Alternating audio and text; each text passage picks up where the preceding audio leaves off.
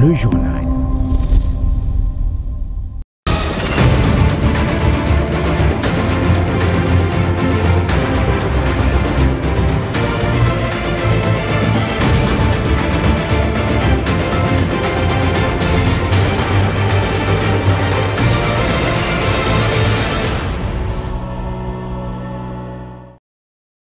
Nouveau journal sur la RT Duc. Merci d'être avec nous tout de suite. Les titres. Fin de la grève des enseignants au Congo central. Les syndicalistes de l'éducation nationale et Nouvelle Citoyenneté ont trouvé un terrain d'entente avec le gouverneur de province après un échange fructueux entre les deux parties. Kinshasa s'est réveillé avec une grogne ce lundi. Les conducteurs des taxis-motos ont décidé d'aller en grève pour cause des tracasseries qu'ils disent exagérées auprès des agents de l'ordre.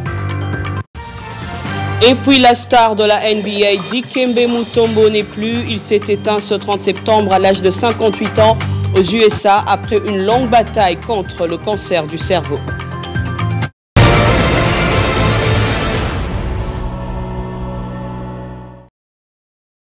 On commence d'abord avec cette triste nouvelle. La légende et ambassadeur mondial de la NBA, le Congolais Dikembe Mutombo, est décédé ce lundi 30 septembre aux USA. Il aura lutté pendant 2 ans contre le cancer du cerveau après une opération qui aura été un succès à Atlanta. Quoique ayant reçu les meilleurs soins, le propriétaire du grand hôpital Biamba Marie Mutombo dans la municipalité de Massina n'a pas survécu au traitement contre cette tumeur. Cette dernière a eu raison de celui qui a été 4 fois élu meilleur défenseur de la NBA pendant une carrière qui aura duré près de 20 ans au haut niveau sous les couleurs de Denver, Atlanta ou encore Houston. Il s'en est allé à l'âge de 58 ans.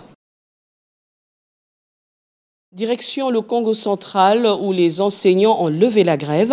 Les syndicalistes de l'éducation nationale et Nouvelle Citoyenneté ont trouvé un terrain d'entente avec le gouverneur de province après un échange fructueux entre les deux parties. Les détails dans ce reportage de nos confrères du Congo central.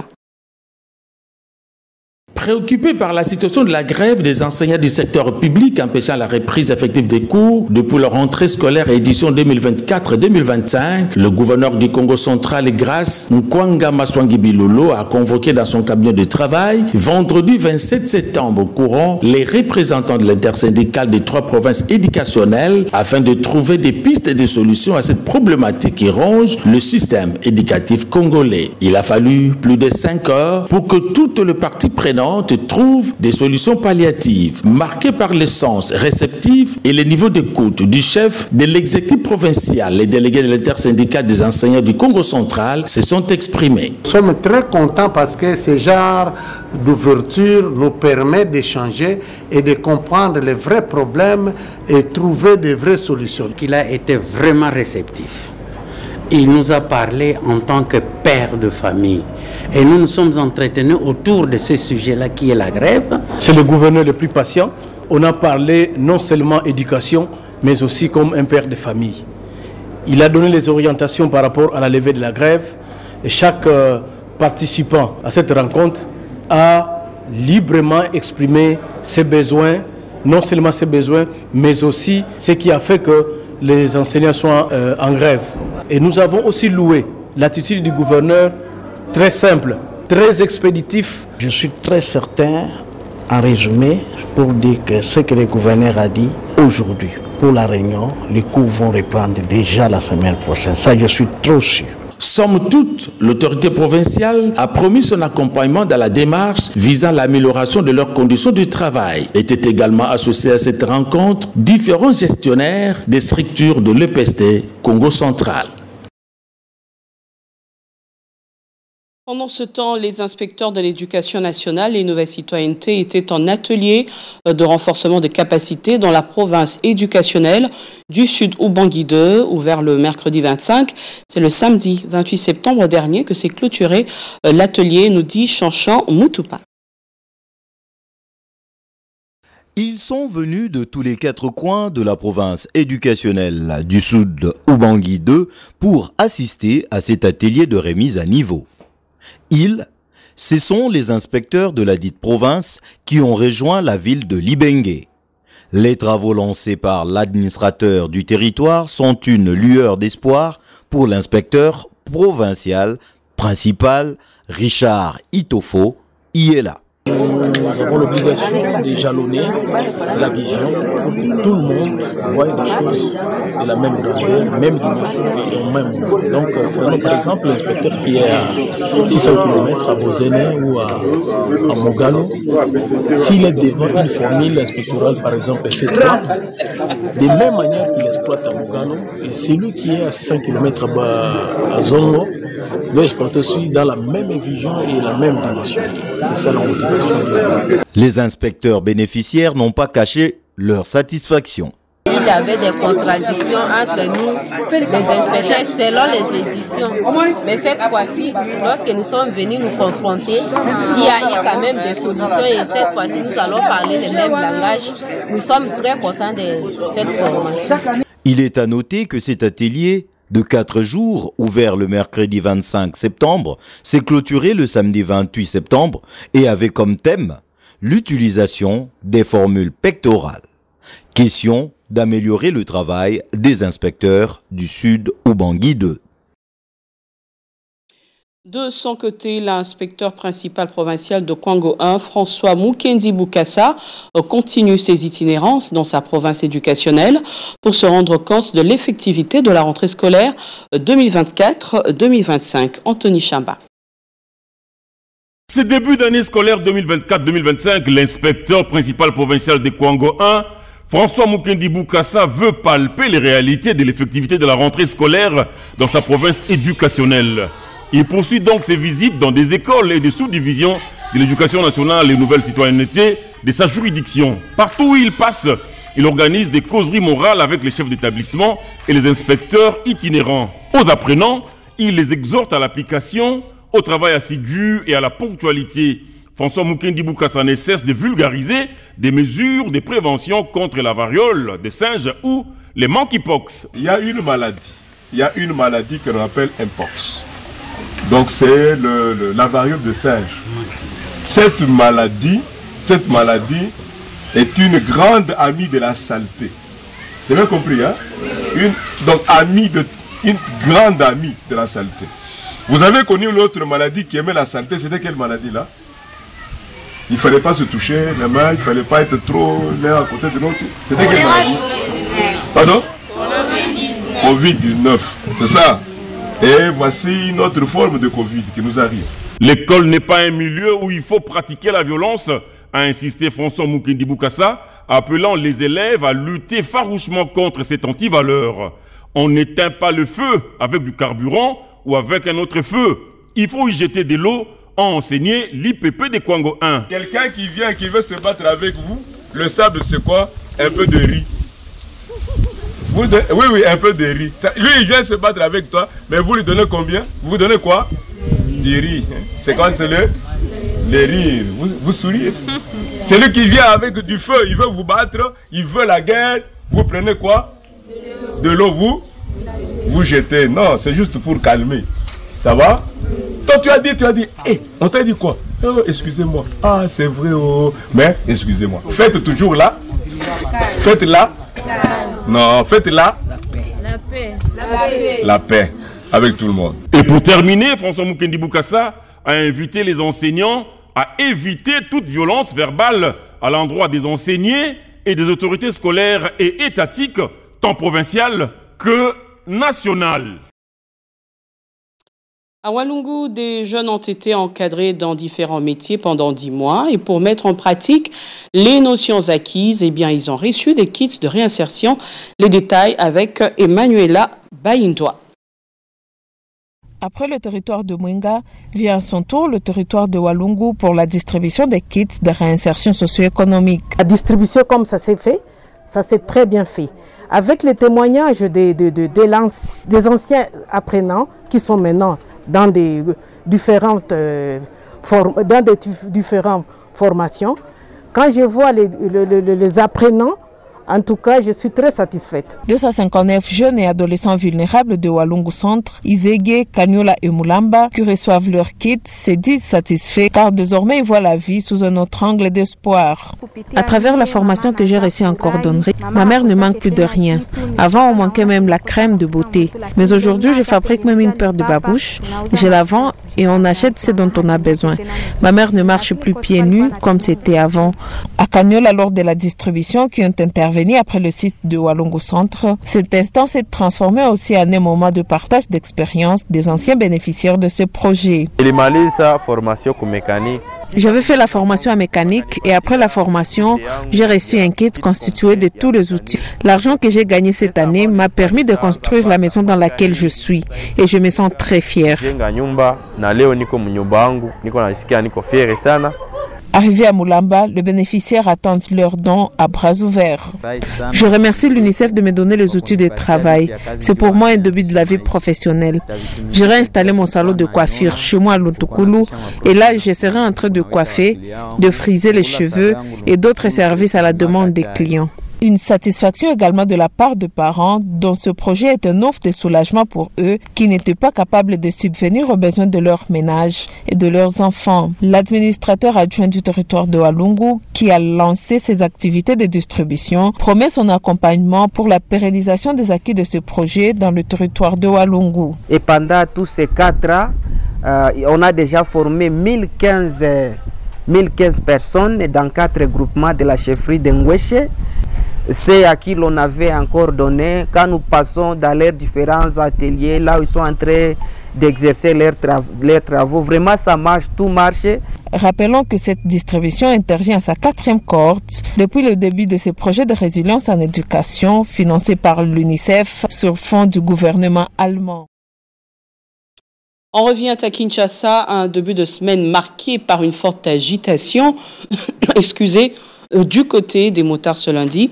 Ces citoyens qui s'activent à servir leur père par le transport sur moto s'insurgent contre ce qu'ils appellent l'excès des tracasseries policières. Nos reporters se sont rendus sur quelques sites de manifestation de ce ras-le-bol. C'était des moments où la raison a laissé la place au dérapage verbal de la part des personnes fortement énervées.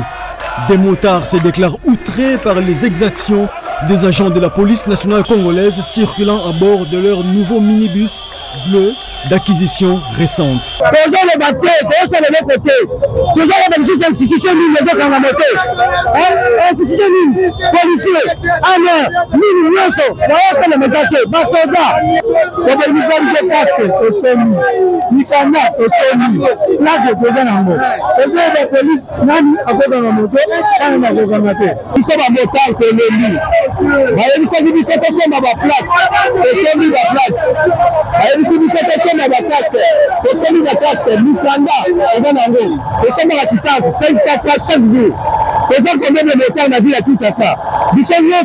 sur 100%, 90 bazar ya mikanda basoma la quittance. Biso twa montant toluka ka to boyi kuluna. Pire pena pire zoto na moto na victoire zoto na moto. 207 zomo ba petit pena 207 ba petit pena que et faire l'intervention. Et comment on a moto et faire la misère na moto. Il convient qu'un terrain d'entente soit vite dégagé afin que les choses reviennent à la normale, étant donné que ces motards participent fortement au décantage des problèmes de transport en commun à Kinshasa. Célébration ce 30 septembre de la Journée internationale de la traduction, une activité hautement intellectuelle et scientifique pour laquelle l'importance est renforcée dans ce monde globalisé. Martine Ngombo nous en dit plus. Cette journée internationale de la traduction, célébrée chaque année le 30 septembre, rend un hommage fort aux traducteurs et interprètes du monde entier. Pour ce qui est de cette date, il a été fait en référence à Saint Jérôme, le traducteur de la Bible, considéré comme les patrons des traducteurs dans le monde. De même, cette journée est l'occasion de souligner l'importance cruciale de la traduction dans notre monde globalisé. Les traducteurs jouent ainsi un rôle essentiel en facilitant la communication interculturelle, en permettant les dialogues entre les nations et en favorisant la compréhension mutuelle. Du coup, le travail des traducteurs revêt toute son importance, bien que discret, mais indispensable, qui touche de nombreux domaines, de la diplomatie à la littérature, en passant par la science et les commerces. Chaque année, la Fédération internationale des traducteurs choisit un thème pour cette journée. Cette année, le thème est « La traduction révélateur de 1000 visages de l'humanité ». Autre chose, le président Félix Tshisekedi a effectué une visite à Budapest, en Hongrie, après son discours à l'Assemblée nationale des Nations Unies. À son arrivée, il a été accueilli par le ministre hongrois de l'Agriculture et d'autres officiels, illustrant l'importance de cette visite pour les relations entre la République démocratique du Congo et le Hongrois. La présence de Teddy Luamba, ministre des Ressources hydrauliques et de l'électricité, souligne les enjeux énergétiques prioritaires pour le gouvernement congolais. La République démocratique du Congo nécessite des investissements annuels de 32 milliards de dollars. Il est donc indispensable de renforcer les partenariats. Après son discours à la 87e Assemblée générale des Nations Unies, le président de la République, Félix Antoine Tshisekedi, a pris la direction de Budapest, la capitale hongroise. C'est dimanche, en fin d'après-midi, l'avion présidentiel a atterri à l'aéroport, marquant une étape cruciale dans les relations diplomatiques entre Kinshasa et Budapest. À l'aéroport, les drapeaux de la République démocratique du Congo et de la Hongrie flottaient fièrement, illustrant l'importance de cette visite. Le président de la République, Félix Tshisekedi, a été chaleureusement accueilli par le ministre hongrois de l'Agriculture ainsi que d'autres membres du gouvernement hongrois. Parmi les officiels congolais présents, la ministre des Affaires étrangères, le ministre des Ressources hydrauliques et de l'électricité Teddy Luamba, ainsi que son collègue de l'Agriculture. La présence du ministre Teddy Luamba est particulièrement significative car l'eau et l'électricité demeurent des priorités essentielles pour le gouvernement. Sa participation à cette mission aux côtés du président de la République souligne l'importance des enjeux énergétiques et hydrauliques dans le cadre de cette visite. Cette rencontre, ponctuée des poignées de main et des sourires, symbolise le début d'une ère de collaboration prometteuse. La visite inaugurale du président de la République en Hongrie s'inscrit dans le cadre d'une série de dialogues stratégiques visant à renforcer les liens économiques entre la RDC et la Hongrie, ouvrant ainsi la voie à de nouvelles opportunités pour les deux nations. Et puis, conduite par son président Jean-Michel Samalou Condé, une délégation du Sénat de la RDC a séjourné du 26 au 27 septembre dernier à Malabo, capitale de la Guinée équatoriale. Le président du Sénat affirme y être allé dans le cadre de la diplomatie parlementaire menée aux côtés du président de la République, Félix Antoine Tshisekedi. Faisant le point de la participation de la République démocratique du Congo devant la presse, le président du Sénat congolais a souligné que l'ACK se réunissait sur des thématiques importantes, notamment la question de l'intégration de différentes communautés pour faire valoir ce qu'elles peuvent avoir en commun. Et sur ces questions que nous avons en commun, il a été mis en exergue cette question du développement, la question de l'environnement, et la question technologique en ce qui concerne l'intelligence artificielle. Nous avons d'abord affirmé qu'avant de parler de toutes ces questions de développement ou d'environnement et autres, il faut d'abord parler de la paix et de la sécurité. Et on le sait, la République démocratique du Congo est toujours en proie à ces violences à l'est de la République démocratique du Congo, causées par le M23, soutenu par le Rwanda, et aussi les ADF NALU, qui sont un groupe terroriste. Les thématiques liées à l'environnement et l'intelligence artificielle ont été aussi évoquées lors de ces assises. Et ici, il était question que nous puissions adapter nos lois et faire des recommandations précises à nos différents gouvernements. Adapter nos lois pour accueillir ces nouvelles technologies qui, des fois, lorsqu'elles ne sont pas bien appliquées ou bien comprises, peuvent aussi aller dans un sens contraire de ce qui est recherché par nos gouvernements. notamment sur la question de la sécurité, où il nous faut une forte cybersécurité pour protéger nos informations. Il est à retenir que le président du Sénat, Jean-Michel Samalou Kondé, a obtenu à Malabo, capitale de la Guinée équatoriale, l'inscription des questions sur la paix et la sécurité en RDC dans les résolutions de la 11e réunion consultative de la CECA. Place à présent à la rubrique questions aux écoliers.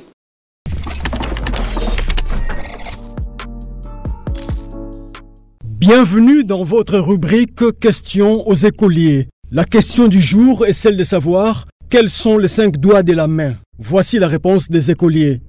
Les pouces, l'index, les majeurs, l'annulaire et l'auriculaire. Les 5 doigts de la main sont les pouces, l'index, les majeurs, l'annulaire et l'auriculaire.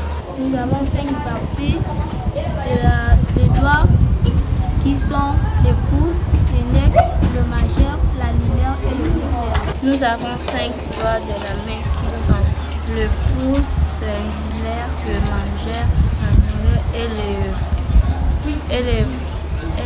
l'auriculaire. Nous avons 5 parties de la main sont les pouces, l'index, les majeurs, l'annulaire et l'auriculaire. Les doigts, comme chaque partie du corps humain, ont aussi leur nom propre. Il s'agit du pouce, de l'index, du majeur, de l'annulaire et de l'auriculaire, appelé aussi le petit doigt. Voilà, restez avec nous pour la revue de presse dans un instant.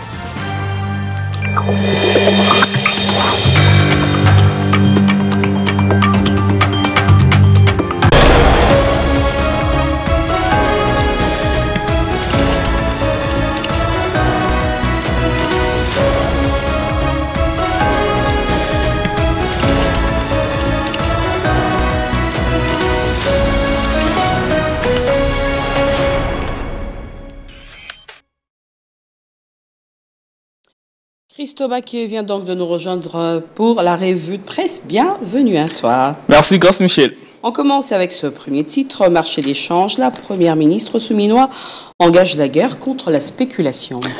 Évidemment, Grace Michel, il faut savoir que c'est là le compte rendu du Conseil des ministres consulté le 29 de ce mois. La première ministre Judith Souminois a engagé vendredi dernier le gouvernement à lutter d'urgence contre les spéculateurs qui entretiennent la surchauffe sur le marché d'échange en République démocratique du Congo, mettant à mal le mesure budgétaire et monétaire.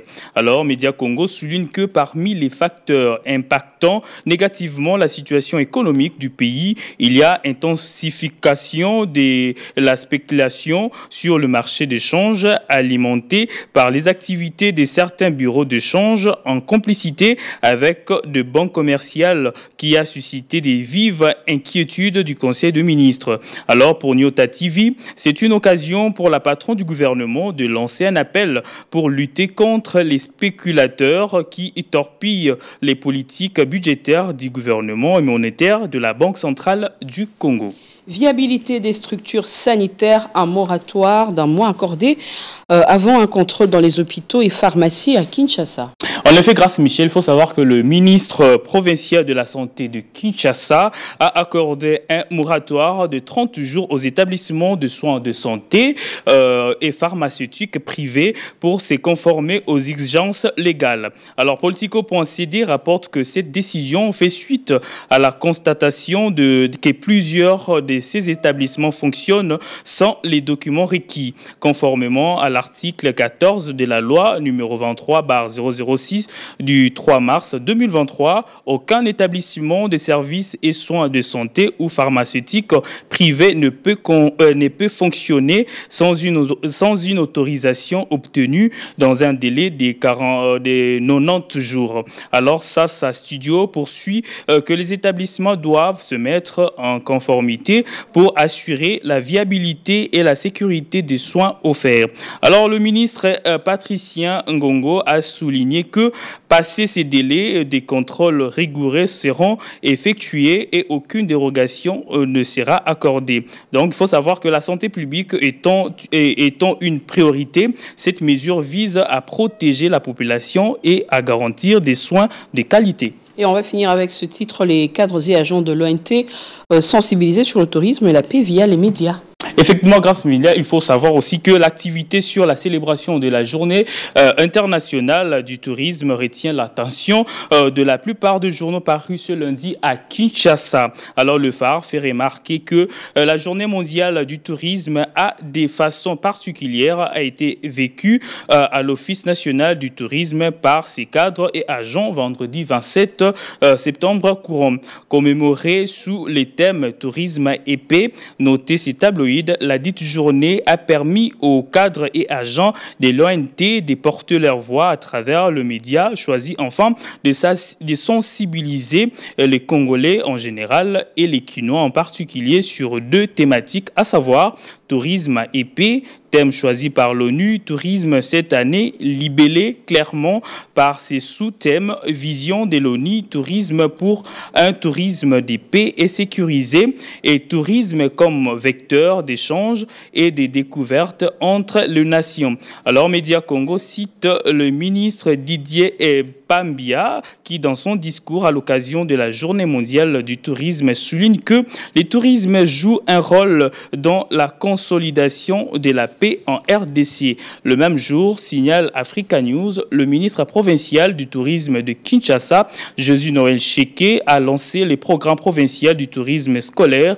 et mémorial en vue de sensibiliser la jeunesse à l'histoire et au patrimoine culturel de la capitale. Alors bouclons Grâce Michel avec le quotidien qui dans ses colonnes reprend la directrice générale de l'ONT qui a émis le vœu de voir la paix restaurée dans la partie est de la République démocratique du Congo qui selon elle constitue une terre touristique malgré qu'elle subit depuis belle lurette le théâtre d'une guerre injuste nous imposée par les ennemis de la paix. Merci Christo Baquet pour cette revue de presse. Je vous en prie, Grâce Michel. Voilà qui met fin au journal sur la RT. Éduque à toutes et à tous. Merci de l'avoir suivi.